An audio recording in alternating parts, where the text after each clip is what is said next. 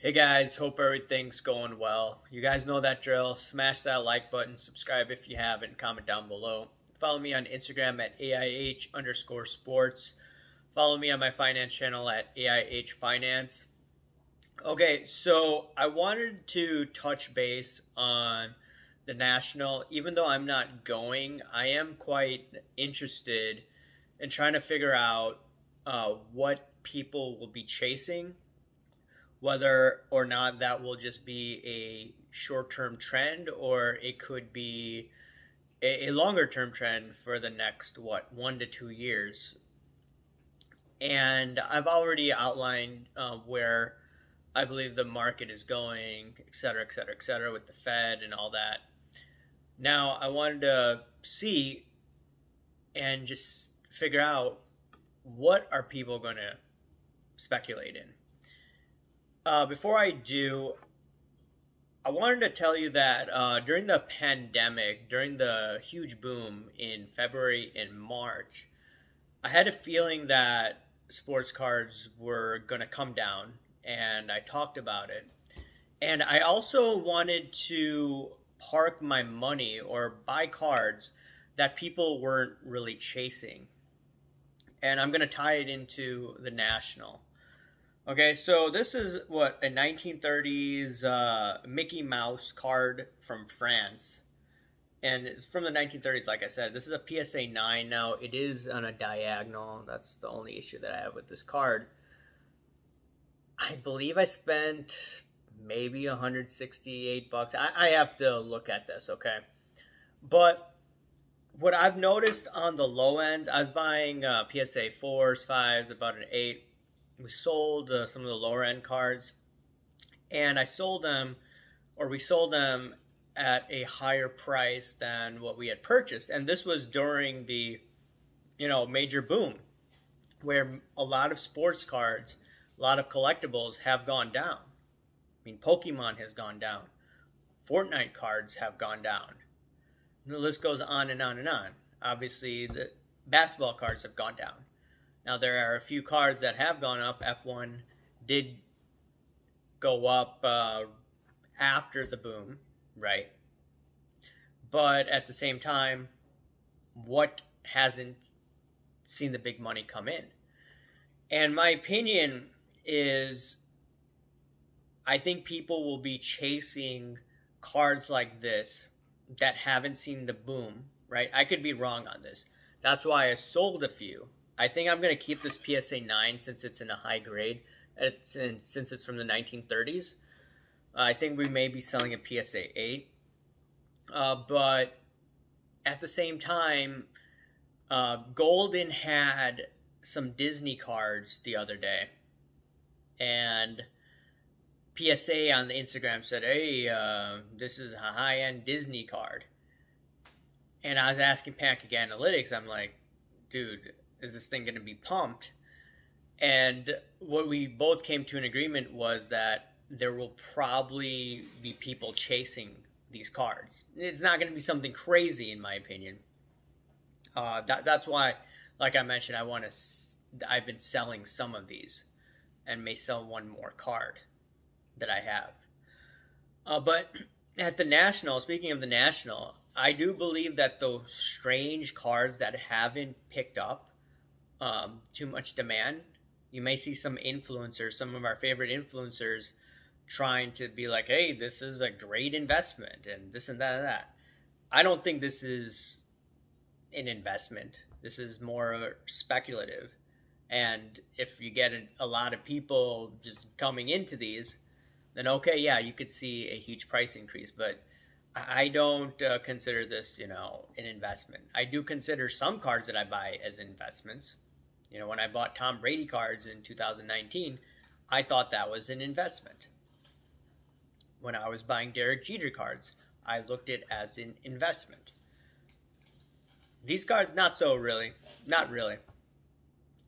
But yeah, I see some of these stranger cards, such as I showed you the Flintstones card the other day, some other Disney cards, vintage Disney cards. I think I have some Peter Pan cards. People are going to probably chase those, in my opinion.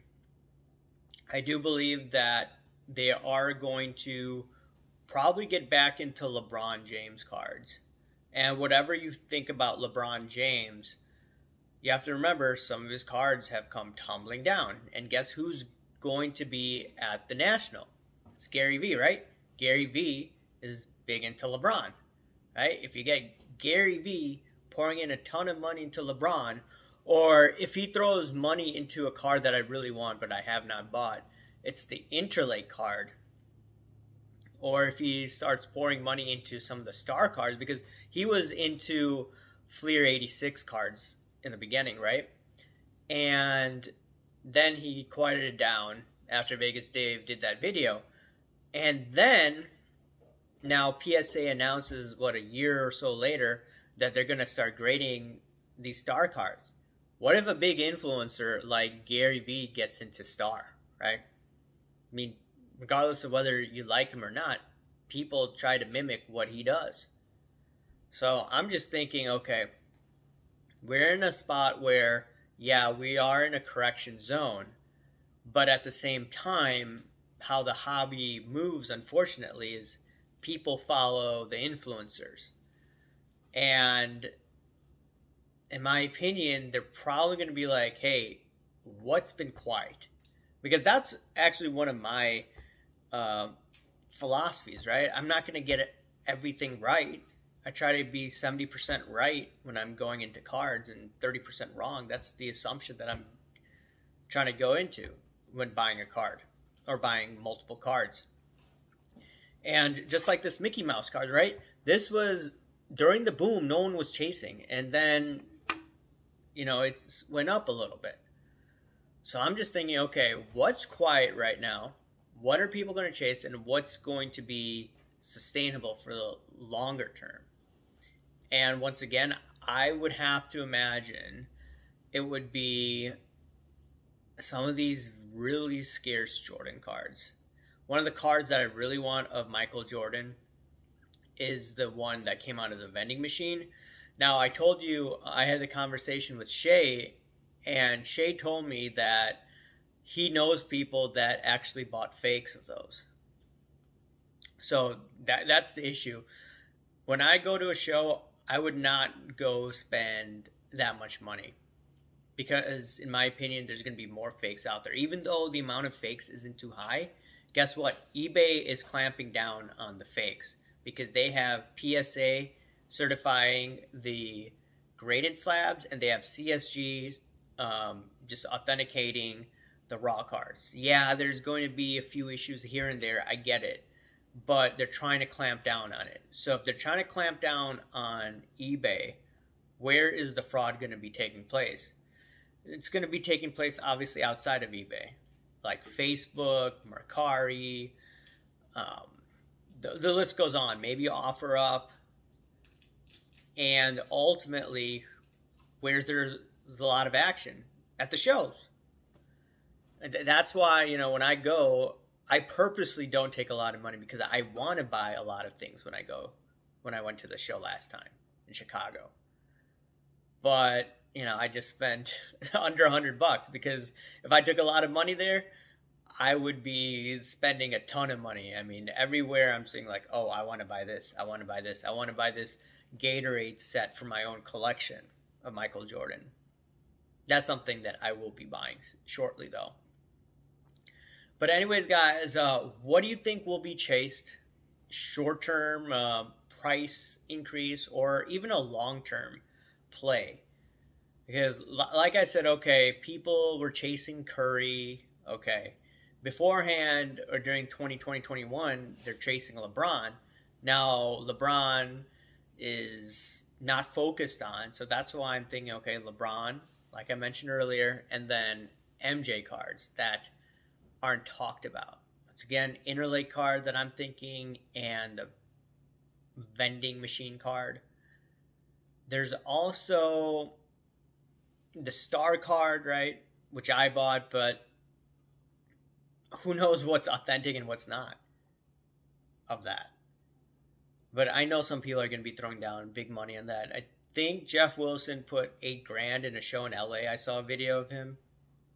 Anyways, guys, let me know what do you think will be chased? And I'll talk to you later, guys. Thank you. Bye.